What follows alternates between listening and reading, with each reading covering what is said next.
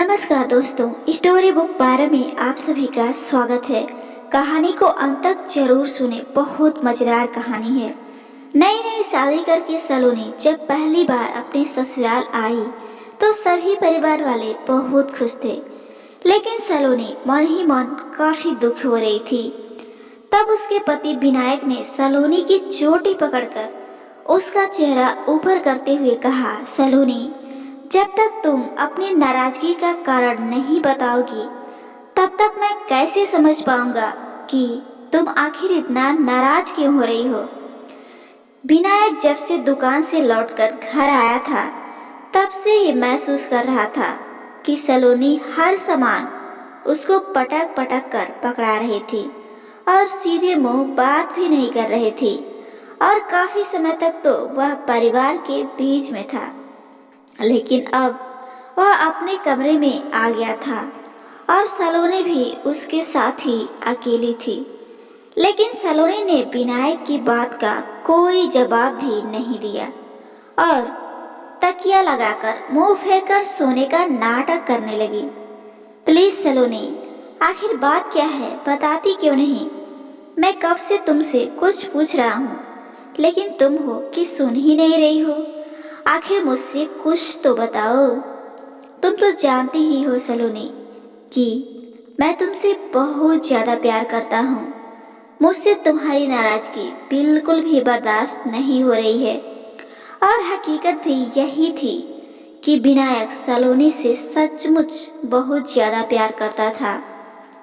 भले ही उन दोनों की शादी घर वालों की पसंद से हुई थी, लेकिन विनायक तो जैसे अब सलोनी का ही चेहरा देखकर जीता था। विनायक, मुझको इस घर में नहीं रहना। मैं तुमसे पहले भी कई बार कह चुकी हूँ, मुझको अपनी निजी जिंदगी जीनी है। झटके से सलोनी उठकर बैठी और एकदम सपाट शब्दों में विनायक से बोली, लेकिन सलोनी, तुम ऐसा क्यों कह रही हो? तुम यह बात पहले भी कितनी बार मुझसे कह चुकी हो और आज फिर उसी बात को लेकर नाराज हो गई। विनायक को तो जैसे बिजली का झटका ही लग गया। सलोनी की बात सुनकर वह तो सोचता था कि समय के साथ सलोनी सभी के साथ शायद घुल मिल जाएगी, लेकिन सलोनी की सुई तो अभी भी अलग रहने के ही ऊपर अटकी पड़ी थी। मैं बिल्कुल ठीक कह रही हूँ विनायक, मुझे इस घर में तो बिल्कुल भी नहीं रहना। आखिर क्यों सलोनी, इस घर में तुम्हें क्या समस्या है? सब कुछ तो बहुत अच्छा चल रहा है। घर के सभी लोग भी, यानी मेरे मम्मी पापा, दोनों भैया और दोनों भाभियाँ भी तुमको बहुत ज्यादा ही प्यार करती हैं, और साथ में पिंटू और चुकू भी कितने प्यार से आगे पीछे चाची चाची कहते हुए नाचते रहते हैं। विनायक को तो सलोनी की बात सुनकर सचमुच बड़ा ही अजीब लग रहा था, क्योंकि आज के समय में भी उसका परिवार एक आदर्श परिवार के रूप में पहचाना जाता था। विनायक, मैं कुछ नहीं जानती, बस मुझको अब अलग रहना है, क्योंकि इतने ढेर सारे लोगों को देखो, वह मेरे कमरे में बैठे हैं, अपनी कोई जिंदगी जैसे बचे ही नहीं। सलोनी के शब्दों में आक्रोश साफ साफ झलक रहा था। सलोनी जब से शादी करके आई थी तब से ही थोड़ी अखर और बिगड़ल स्वभाव की थी, लेकिन थोड़े दिनों तक तो परिवार की मर्यादा में रहना ही पड़ता है, और यही सब सोचकर सलोनी रह भी रही थी। विनायक ने फिर कहा, सलोनी, आखिर तुम अकेले काम भी तो नहीं करती हो। आखिर दोनों भाभियां और यहाँ तक कि खुद मम्मी भी हाथ बटाती रहती हैं। सिर्फ खाना ही तो बनाना होता है, वह भी मिलजुल कर। बाकी के सारे कामों के लिए तो नौकर चाकर भी लगे हुए हैं। बस मम्मी और पापा को खाना किसी और से बनवाना पसंद नहीं है, और सही भी है, क्योंकि जो स्वाद और प्रेम तुम लोगों के हाथों बने भोजन में होता है, वह स्वाद और प्रेम शायद काम वालियों के हाथ से ना आए। विनायक ने सलोनी को समझाने का प्रयास करते हुए बोला, देखो विनायक, मुझको कुछ भी नहीं सुनना, मुझको बस अब इस घर से दूर रहना है। सलोनी ने तो विनायक की बात सुनने और समझने की कोशिश भी नहीं की और मुंह फेर कर सो गई। लेकिन विनायक की तो आंखों की नींद ना जाने कहाँ उड़ गई। कितना खुशहाल परिवार और भैया भाभी सब खूब खुशी खुशी एक साथ रहते। दोनों भाभियां तो जैसे साक्षात माँ अन्नपूर्णा का ही अवतार मिला था। लेकिन आज सलोनी ने तो उसके दिमाग में अलग रहने को लेकर बम ही फोड़ डाले थे, क्योंकि सलोनी को सबसे अलग जुड़ाना था। हो सकता है कि यह सलोनी का बचपना हो, बाद में शायद कुछ समझ जाए। विनायक ने एक ठंडी सांस भरी और सोने की कोशिश करने लगे थे। सुबह जब विनायक सोकर उठा तो उसका सिर बहुत भारी हो रहा था। अरे बाप रे बाप, 10 बज गया, नहा धोकर दुकान भी निकलना है। और उधर सलोनी को देखा तो वो सो रही थी। इतना प्यार करते हैं सब लोग इसको कि मम्मी ने कभी भी इससे जल्दी उठने तक के लिए नहीं कहा, लेकिन इसको तो बस अलग रहने की ही धुन सवार है। यही सब सोचते सोचते ही विनायक ऑफिस जाने के लिए तैयार होने लगा।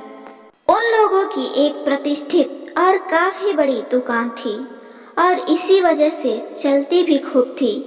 तो तीनों भाइयों और पापा साथ बैठते थे। विनायक तैयार होकर दुकान निकल गया, लेकिन उस दिन सलोनी ने और तीनों की तरह विनायक से फोन पर बात ही नहीं की, और विनायक ने जब फोन किया तो उसने रिसीव ही नहीं की। विनायक बेटा, क्या तुम्हारे और सलोनी के बीच कुछ अनबन हुई है? आज दिन भर सलोनी बिल्कुल अनमनी से बनी रही और कुछ ढंग से खाया पिया भी नहीं। आखिर रात को तो माँ शांति देवी ने विनायक से अचानक पूछ ही लिया। नहीं मम्मी, ऐसी कोई बात नहीं है, विनायक ने बात को टालने के उद्देश्य से कहा। हालांकि वह परेशान बहुत था और अपनी मम्मी से अपने दिल की बात करना चाहता था, लेकिन उसे कुछ समझ में नहीं आ रहा था कि वह क्या बात करे और कैसे कहे कि उसकी पत्नी अब अलग रहने की जिद कर रही है। नहीं बेटा, कोई तो बात जरूर है, क्योंकि मेरी अनुभवी आंखों से धोखा नहीं हो सकता, शांति देवी ने विनायक के सिर पर हाथ फिराते हुए कहा। मम्मी, सलोनी इस घर से अलग रहना चाहती है। विनायक ने देखा तो कोई आसपास नहीं था और माँ का प्यार पाकर आखिर विनायक की आंखें छलक पड़ी और उसके मुंह से सच्चाई निकल ही गई। अच्छा, लेकिन क्यों? शांति देवी को भी विनायक की ही तरह सलोनी की ख्वाहिश को सुनकर बड़ा ही ताज्जुब हुआ। बस मम्मी, कुछ समय आप लोगों के सामने तो वह बहुत अच्छी बनी रहती है, लेकिन कमरे में अक्सर ही मुझको अलग रहने के लिए कहती रहती थी। लेकिन कल से तो जैसे जिद पकड़कर ही बैठी है। विनायक की आंखें चलती ही जा रही थी। अरे पगली, इसमें इतने परेशान होने की क्या बात है? दुकान के ऊपर जो घर बनवाया था वह तो खाली ही पड़ा रहता है। तुम ऐसा करो कि सलोनी के लेकर वहीं रह जाओ। रोजाना घर में दिया भाती भी होती रहेगी और सलोनी भी खुश रहेगी। शांति देवी ने एक पल में समस्या का समाधान निकाल लिया। आखिर उन्होंने भी तो दुनिया देख रखी थी। लेकिन मम्मी, इस तरह अचानक आप सबसे अलग कैसे रह पाऊंगा मैं? फिर पापा और भैया भाभी सब लोग क्या सोचेंगे? विनायक ने अपने मन की शंका को जाहिर करते हुए माँ से कहा। वह सब तुम मुझ पर छोड़ दो, शांति देवी ने विनायक की पीठ थपथपाते हुए कहा। और रात को खाने की मेज पर वह सबके सामने कहने लगी, सुनिए जी, यह जो दुकान के ऊपर वाला कमरा है ना, वो क्या हमेशा धूल मिट्टी खाने के लिए है? अरे मैं तो सोच रही हूँ कि एक आध बच्चे वहीं पर शिफ्ट हो जाएं। सुरक्षित भी रहेगा और यह घर भी तो इतने लोगों के हिसाब से छोटा पड़ने लगा है, तो वह भी समस्या हल हो जाएगी। शांति देवी ने बहुत सोच विचार करके अपने पति वीरेंद्र जी से कहा, हाँ शांति, तुम बिल्कुल ठीक कह रही हो, लेकिन जाएगा कौन वहाँ अकेले रहने? वीरेंद्र जी तीनों बेटों के तरफ देखते हुए कहे। तीनों ही बेटों ने ना की मुद्रा में सिर हिला दिया। देखो, ऐसे तो कोई तैयार नहीं होगा। मेरे पास एक तरीका है, क्यों ना हम तीनों बच्चों के नाम की पर्ची डाल दें। जिनका नाम निकलेगा वह वहां जाएगा। शांति देवी का दिमाग बहुत तेजी से चल रहा था, क्योंकि उनका दिमाग सचमुच बहुत तेज था और वह अपने परिवार में किसी भी वजह से फूट नहीं पड़ने देना चाहती थी। चलो, यह सब ने सहमति जताई। आखिर पर्ची पर विनायक और सलोनी का नाम निकला, क्योंकि यह सब तो शांति देवी की चाल थी। अब तो सलोनी बहुत ही ज्यादा खुश हो गई और बहुत जल्द ही उस घर में शिफ्ट भी हो गई। लेकिन ये संभव कैसे हुआ, ये सलोनी तो समझ ही नहीं पा रही थी। आखिर इतनी आसानी से उसको अलग रहने की इजाजत कैसे मिल गई। विनायक ने अब सारी बात बताई कि कैसे मम्मी ने यह सब किया और कैसे तीनों पर्ची पर उसका ही नाम लिख दिया और किसी को भी जरा सा शक भी नहीं हुआ। लेकिन यह क्या, अब तो पूरे दिन सलोनी अकेलेपन की वजह से परेशान रहने लगी, क्योंकि विनायक भी दुकान से सीधे घर चला जाता और फिर अक्सर वहीं से खाना खा कर ही लौटता। और जब सलोनी उसको टोकती तो वह यही कहता कि सलोनी, परिवार से अलग तुम रहना चाहती थी, मैं नहीं, इसलिए मैं अपनी खुशियों को नहीं खो सकता।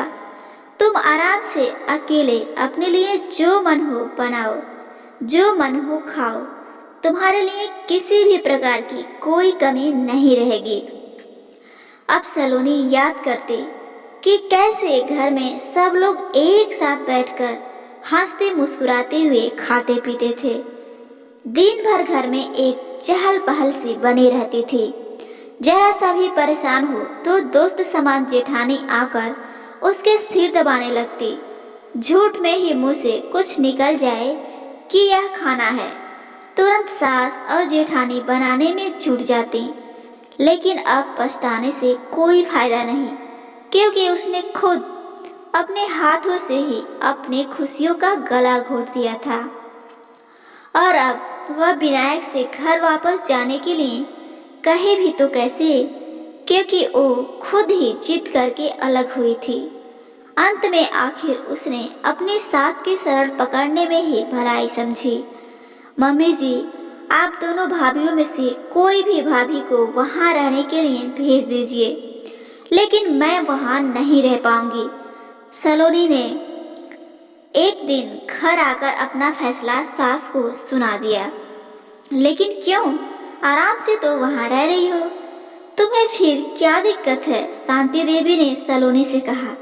नहीं मम्मी जी, मुझको वहाँ अकेले नहीं बल्कि आप सभी लोगों के साथ रहना है।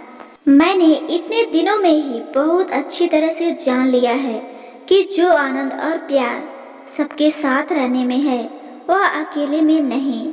और फिर विनायक भी यही बैठे रहते हैं, अब मैं वहाँ पर बिल्कुल भी नहीं जाऊंगी।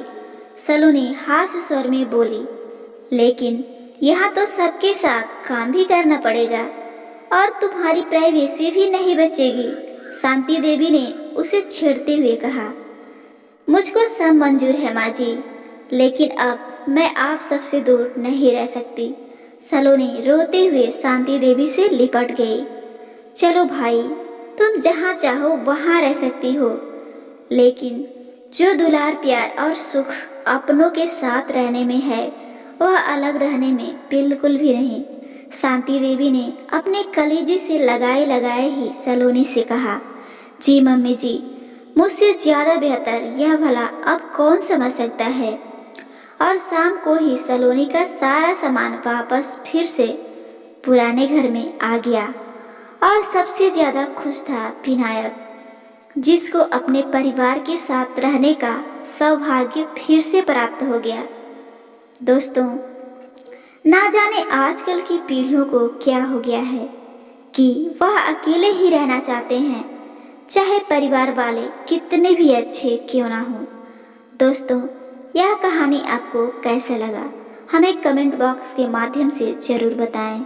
इसी तरह की नई नई पारिवारिक कहानियाँ रोजाना सुनने के लिए हमारे चैनल स्टोरी बुक पार्क को जरूर सब्सक्राइब करें।